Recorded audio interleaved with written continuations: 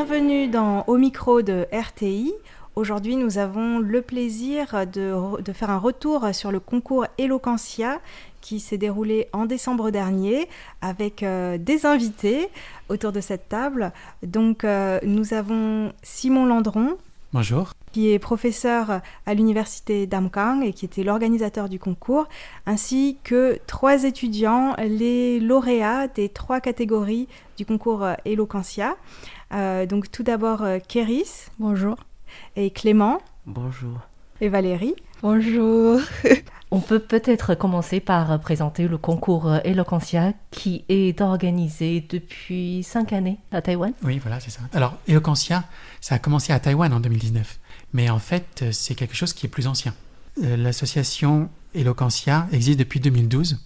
Donc ça, c'est en France. Donc, elle a été créée par Stéphane de Freitas. Et donc, le but est justement de former les jeunes pour la prise de parole en public. En 2016, il y a eu un film sur cette méthode, à voix haute, qui a d'abord été diffusé à la télévision sur France 2, puis au cinéma. En 2018, il y a eu son livre, donc Porter sa voix, le livre de Stéphane de Freitas.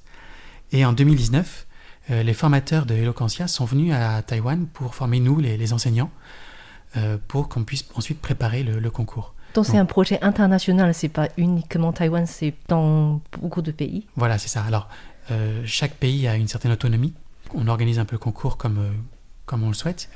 Néanmoins, ça reste Eloquentia, ça reste le même principe et c'est effectivement international. Et je rappelle que l'édition 2023 d'Eloquentia à Taïwan, qui était organisée en décembre, en fait c'était un concours organisé par l'APFT, l'Association des professeurs de français à Taïwan, en coopération avec l'université d'Amkang, le Bureau français de Taipei, l'Alliance française de Taïwan, la librairie francophone Le Pigeonnier et la librairie Caves Books. Et donc pour cette édition-là, 8 universités ont participé avec au total 14 étudiants. Oui, voilà, c'est ça. Et c'est vraiment un concours impressionnant pour moi parce que c'est non seulement sur la langue française, mais aussi l'art oratoire en fait. Donc il faut travailler la confiance en soi, l'expression, le regard et tout. Vraiment, c'est pas facile. Et cette année, l'année dernière en décembre, j'étais parmi le jury. J'étais particulièrement impressionnée par les étudiants en fait, qui étaient tous très bons. C'était difficile de faire un choix à la fin. Oui, alors on peut peut-être commencer. Qui veut d'abord parler ? Bonjour, je suis Valérie. Ça fait 2 ans et demi que j'apprends le français. Je suis spécialisée en français à l'université, donc j'ai des cours de français tous les jours. C'est l'université Fujian, c'est ça ? Oui, c'est ça. C'est comme ça que je l'apprends. Bonjour, je m'appelle Clément. J'apprends le français depuis 5 ans à l'école. Et j'ai commencé à apprendre le français quand j'étais en 2e année de collège. Et maintenant, je suis étudiant en première année de licence au département de français de l'université Wenzhou. Oui. Du coup, au lycée, c'était seconde langue étrangère, c'est ça ? Au collège, pardon. Au collège, oui. Avec anglais et français, oui, c'est ça. Oui. Mm-hmm. Et c'était un choix personnel ? Oui, l'école nous proposons le français, l'allemagne, l'espagnol et le japonais. Et je choisis le français parce que tout d'abord, nous avons un cours d'essai. Et quand j'ai entendu l'accent de français, j'ai craqué. Je kiffe l'accent de français. D'accord. Et Kéris ? Alors moi, je m'appelle Kéris, je suis hongkongaise, mais j'ai grandi à Macao. Et maintenant, je suis étudiante à NTU en informatique. Et j'ai commencé à apprendre le français quand j'étais au collège, mais j'ai arrêté et puis j'ai recommencé à NTU et c'est ma 4e année d'apprendre le français ici, mais j'ai appris le français pendant 3 ans au collège. Aussi. Wow. Oui. C'était aussi par un intérêt personnel, non, parce que au collège, on devrait choisir une 2e langue entre le portugais et le français, et du coup j'ai choisi le français parce que je trouve que c'est plus utile. D'accord. Alors, bien sûr, la question principale, c'est pourquoi avez-vous participé au concours Eloquentia ? Au début, j'ai participé au concours Eloquentia à l'université pour profiter de l'occasion oratoire et aussi pratiquer le français. Mais je ne m'attendais pas à être sélectionnée pour participer au concours Eloquentia officiel. Franchement, j'ai été très nerveuse lorsque j'ai appris cette nouvelle. J'ai participé à ce concours pour 2 raisons. La directrice du département de français m'a conseillé d'y aller et je la remercie de son soutien.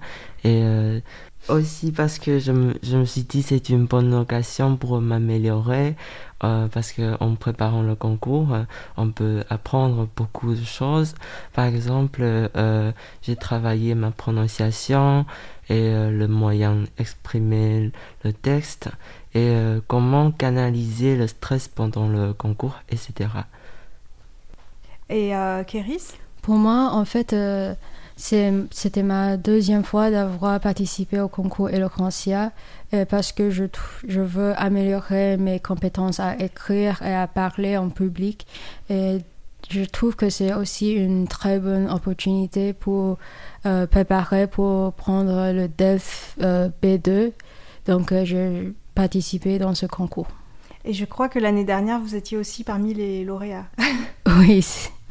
Bravo en tout cas. Ouais. C'était un niveau différent.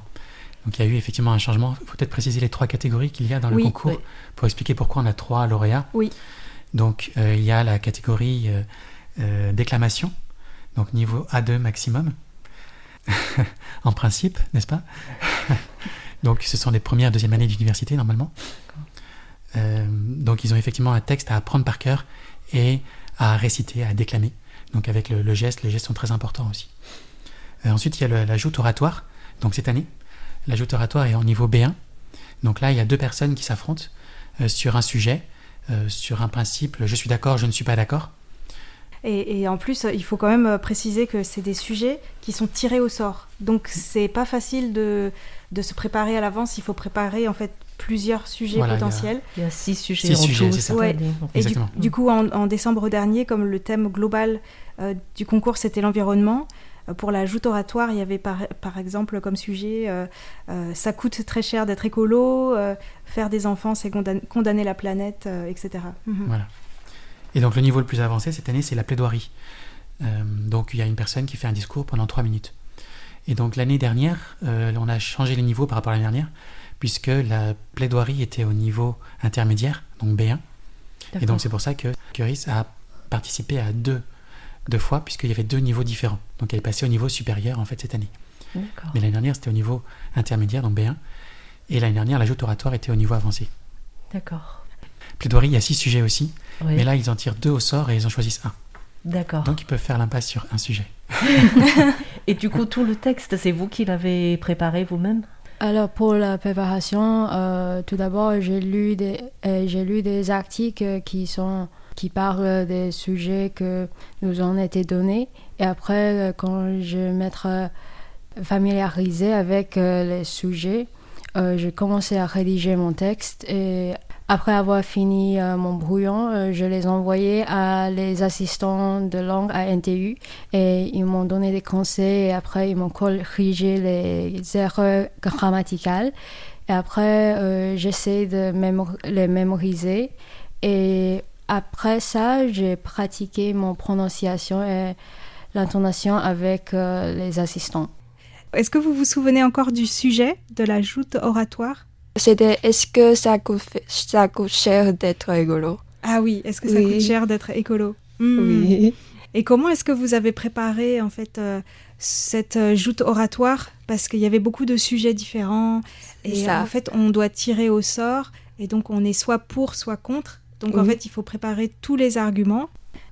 Pour me préparer, j'ai accompagné par Alice, c'est l'assistante française de notre département, pour comprendre les sujets et l'idée des arguments. et corriger les erreurs grammaticales. De plus, les professeurs de notre département m'ont également aidé à travailler ma diction. Oui. Je suis extrêmement reconnaissante de l'aide apportée par les professeurs et Alice parce que sans leur aide, je ne peux pas faire ça. Et Clément, c'était pour la déclamation, Oui. c'était aussi apprentissage par cœur, mais comment avez-vous préparé tout ce qui est aussi prononciation Oui, tout d'abord, j'ai préparé moi-même et j'ai essayé de comprendre les mots. J'ai cherché les mots que je ne connaissais pas dans le dictionnaire. Et après, j'ai les préparé avec ma professeure, Madame Agnès, et les deux assistants. Et ils m'ont donné beaucoup de conseils. Ça m'a permis de mieux interpréter le texte. Voilà. Il y a une partie dans ce concours, je trouve, qui est peut-être la plus difficile. C'est vraiment, comme c'est l'art oratoire, c'est l'éloquence, c'est aussi vraiment s'adresser au public, faire des gestes, montrer des émotions, etc. Et est-ce que cette partie-là, vous l'avez travaillée ? Oui, et pour moi, je pense que la plus difficile, c'est faire des gestes parce que j'aime pas beaucoup bouger et donc c'est plus difficile. Et aussi, je pense que c'est très difficile de tirer l'attention du public. Et donc, j'essayais de faire un texte en même temps persuasif, mais aussi pertinent et peut-être intéressant en ajoutant des blagues ou des anecdotes. Et Clément, comment est-ce que vous avez travaillé toute la partie gestes ou s'adresser au public ? En vrai, je pense que ces gestes, c'est un peu gênant parce que j'ai jamais fait ça avant et ma professeure m'a demandé de faire ça et elle m'a demandé de pratiquer dans le campus, dans le lieu où les gens font le sport et j'ai appris ça et j'ai fait ça comme ça. Et devant tout le monde. Oui. Et pour que je puisse habituer à parler au public, faire des gestes, voilà. C'est un peu comme du théâtre même, je dirais. Oui. Ouais. C'était cette partie qui était la plus difficile dans tout le processus de préparation ? Oui, je pense. Et vous, Valérie, qu'est-ce qui était le plus difficile pour vous dans ce concours ? Tout, en fait. Mais pour la partie la plus difficile, c'était bien faire passer mon message parce que les sujets étaient sérieux. Donc, j'ai du mal à m'exprimer clairement, faute de mots. Et c'est difficile aussi le timing, en fait. On a seulement quelques minutes. Oui, c'est aussi nerveuse pour moi. Oui. Et du côté des enseignants, comment vous voyez toute cette préparation pour les étudiants ? Alors en fait, la préparation peut changer selon les universités. Il faut savoir aussi qu'il y a une sélection interne dans les universités. On forme beaucoup d'étudiants en même temps. Et ensuite, ils s'inscrivent, ou non, comme ils veulent, à ce concours interne pour ensuite donc, aller au concours national. Donc la préparation, oui. Alors moi, effectivement, j'ai formé aussi des étudiants pour les différentes catégories, notamment la déclamation ou l'ajout oratoire. Là aussi, moi aussi, j'ai emmené mes étudiants dans des endroits où il y avait un peu de passage pour parler fort, pour faire des gestes aussi, pour qu'ils s'habituent un peu à la présence d'un public, à des gens qui les regardent. La préparation, ça se fait aussi dans les cours, mais il n'y a pas de cours spécifique pour Eloquentia, enfin en tout cas pas à l'université Tam Kang.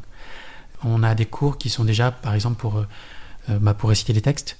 Donc là, on oriente un petit peu les textes effectivement pour Eloquentia. Dans ce cas-là, on ajoute des textes d'Eloquentia. Et après, on a aussi des réunions plus individuelles. On les voit aussi en dehors des heures de cours pour les former, soit à réfléchir sur les sujets, pour les niveaux donc joute oratoire et la plaidoirie, et pour la déclamation, pour travailler un peu les gestes, pour voir quels gestes ils peuvent faire sur le texte qu'ils ont choisi. Est-ce pas une tâche plutôt difficile pour les étudiants ? Parce que j'ai l'impression, à Taïwan, pour l'apprentissage de langue, souvent, on apprend par écrit. On apprend des mots par cœur, des textes par cœur, des phrases par cœur. Et du coup, au niveau oral, c'est peut-être un peu plus... Il y a un écart de niveau, n'est-ce pas? Ou ça va? Alors en fait, pour les niveaux, là, les étudiants nous ont dit qu'ils ont beaucoup travaillé par l'écrit aussi, n'est-ce pas? Puisque le texte de la déclamation, c'est un texte à apprendre par cœur. Oui. Donc c'est l'oral ensuite, mais il faut d'abord l'apprendre par cœur, et ensuite il y a les gestes à travailler, ce qui était la partie difficile, nous disait Clément. Ensuite, pour les niveaux avancés, pour les niveaux donc joute oratoire et plaidoirie, vous avez écrit votre texte un petit peu pour rassembler vos idées, pour travailler la problématique, peut-être travailler des effets de style. Pour la joute oratoire est aussi assez complexe, puisqu'il faut aussi réagir aux arguments de l'autre. Là, effectivement, c'est plus oral finalement. Donc, ils réfléchissent à leurs arguments avant, ils réfléchissent à la problématique, et ensuite, c'est à chaque fois une adaptation en fonction de ce que va dire l'autre. Donc là, il y a beaucoup d'entraînement, on fait des joutes d'entraînement pour se préparer. Et à Taïwan, est-ce qu'il y a des cours, par exemple, d'éloquence au lycée ou à l'université ou dans des clubs où il n'y en a pas, et du coup, ça se rapproche peut-être plutôt plus du théâtre? J'ai entendu parler, il y a des clubs de théâtre, mais c'est rare. À mon université et mon lycée, non. Peut-être pour les avocats. Les avocats ont besoin. Au niveau du lycée, il y a des concours qui sont organisés entre lycées pour débat, en fait. Oui. Mais là, c'est des étudiants, des lycéens, certains clubs de débat qui participent. Oui. D'accord. Et avec le recul, ça fait quelques mois déjà, qu'est-ce que ça vous a apporté personnellement de participer à ce concours? Ce concours m'a apporté plusieurs choses. Par exemple, tout d'abord, une amélioration de mes compétences en français, bien sûr. Et ensuite, cela m'a appris à envisager les problèmes sous différents angles. Parce qu'il y a deux arguments toujours. Pour et contre dans la joute oratoire? Oui. Et enfin, c'est une affirmation me fait croire en réel progrès de mon niveau en français aussi. Oui. Le concours Eloquentia m'a apporté beaucoup, surtout la confiance en soi, parce que c'est difficile de parler en public avec ma troisième langue. Et après, ce concours m'a appris beaucoup, les sujets d'écologie, parce que avant ce concours, j'ai jamais entendu parler des OGM ou des terres rares, et donc je trouve que c'est très intéressant, une façon très intéressante d'explorer les sujets différents. D'accord. Oui, et comme c'est un grand concours, ça m'a apporté de la confiance, bien sûr, et aussi de mon apprentissage et une amélioration de mon français au niveau de la déclamation. Voilà. Et du point de vue d'un enseignant, qu'est-ce que ce genre de concours peut apporter pour les étudiants? Alors, effectivement, ce qu'il vient de dire, c'est très juste. C'est une difficulté de parler en public, de toute façon. Donc là, vraiment, c'est une expérience aussi. Il faut du courage pour aller sur la scène, pour parler, exposer ses idées, ou même juste pour réciter un texte. Donc il y a effectivement cette idée de s'affirmer. Il y a bien sûr toute la technique de l'expression corporelle, qui est très importante, qui doivent travailler, prendre conscience du corps qui parle finalement aussi. Donc organiser les idées également. Donc il y a une réflexion qui se fait, vous en avez parlé ici pour l'écologie. Alors, au départ, l'idée aussi, du point de vue des enseignants, c'est pas simplement ça. Alors il y a ces aspects-là, bien sûr, qui sont très importants, mais la première idée, c'était aussi de dynamiser les cours de français. Donc il y avait aussi l'aspect motivation dans l'apprentissage du français, de deux façons. Il y avait d'abord introduire des activités ludiques dans les cours, donc qui sont en lien avec Eloquentia, des activités pour argumenter, des activités pour parler fort. Il y a beaucoup de choses comme ça qui peuvent être introduites dans les cours. Et la deuxième chose, c'est de proposer un objectif en dehors des cours eux-mêmes pour donner envie d'apprendre, pour que ça serve à quelque chose en fait, pour atteindre cet objectif-là. Donc il y a un vrai travail sur la motivation de ces deux façons-là qui est introduite aussi par Eloquentia. Et donc pour nous, pour les enseignants, c'est très important d'avoir ça. Et pour la suite, pour les lauréats taïwanais, parce que là, ils sont lauréats de Taïwan, est-ce qu'il y aura une compétition internationale? Alors, pour la première année en 2019, c'était prévu. Oui. Le candidat est allé en France, mais c'était l'année du Covid. Et ils n'ont pas fini leur semaine en France, ils n'ont pas pu participer à cette compétition. Ils ont été rapatriés en raison du Covid. C'était le début du confinement. Ça n'a pas été possible et il n'y en a pas eu depuis. Oh, c'est dommage. C'est dommage. J'espère qu'il y en aura dans le futur de nouveau. On peut espérer. Et est-ce que vous avez des conseils pour d'autres étudiants qui voudraient éventuellement participer à Eloquentia à Taïwan? Ne pas être très nerveuse ou anxieuse parce que si vous êtes sélectionné par les professeurs, vous êtes bon à parler le français pour les professeurs. Donc, je crois que vous pouvez avoir des confiances. Oui. Je pense que le plus important est d'oser faire le premier pas parce que c'est la plus difficile. Et après, profiter le processus de préparer pour le concours parce que on peut apprendre beaucoup de choses pendant ce temps. Et après, c'est amusez-vous.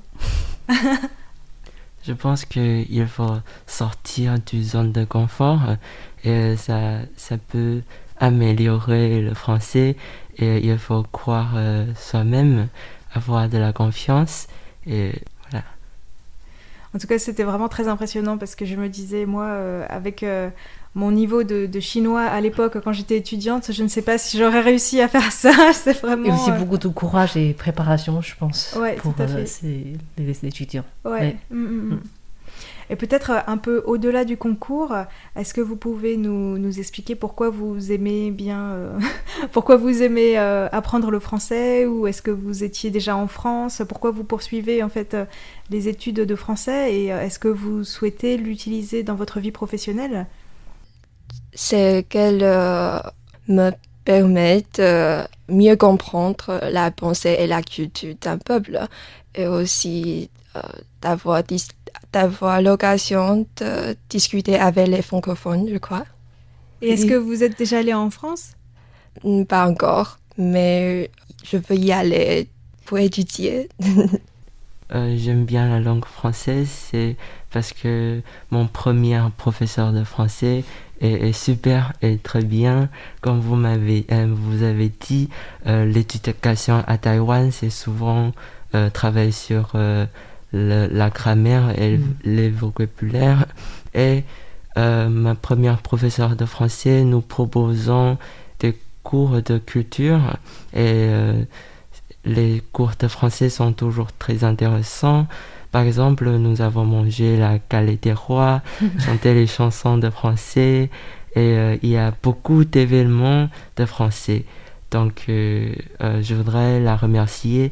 Grâce à elle, elle m'a donné l'intérêt d'apprendre le français. Voilà. Comme quoi un professeur peut vraiment influencer tout à un fait. élève, en fait. Oui. Pour moi, maintenant, j'apprends le français parce que j'aimerais bien maîtriser une nouvelle langue. Et après, la majorité de mes amis à Taïwan, je les ai rencontrés pendant mon apprentissage de la langue française dans la classe ou à Blabla Night, c'est un événement d'échange de langue française chaque mercredi. Et l'ambiance est hyper sympa et les gens sont super cool aussi. Et vous avez des projets pour aller en France?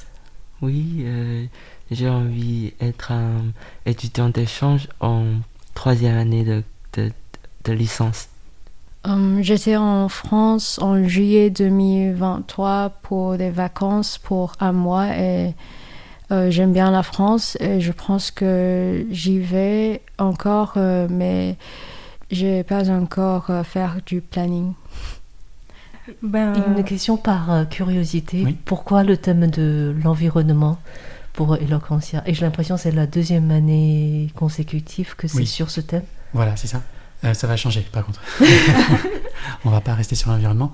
En fait, c'était un thème cette année de la France à Taïwan, donc du bureau français à Taïwan, D'accord. donc qui a invité aussi il y a eu beaucoup d'invités venus de France pour parler de ce sujet-là. D'accord. Voilà, donc l'année prochaine, ce sera plutôt le sport, Donc D'accord. avec le JO aussi. en lien avec les JO, bien sûr. Voilà. Merci à tous. Merci à vous d'être venus au micro merci. de RTI, d'avoir partagé toutes vos expériences pour les préparations, participation du concours Eloquentia 2023. Et on Peut-être. espère que cette émission va encourager de plus en plus d'étudiants à participer à l'édition 2024. Peut-être à l'année prochaine. Merci. Merci. Merci. Merci. Merci beaucoup.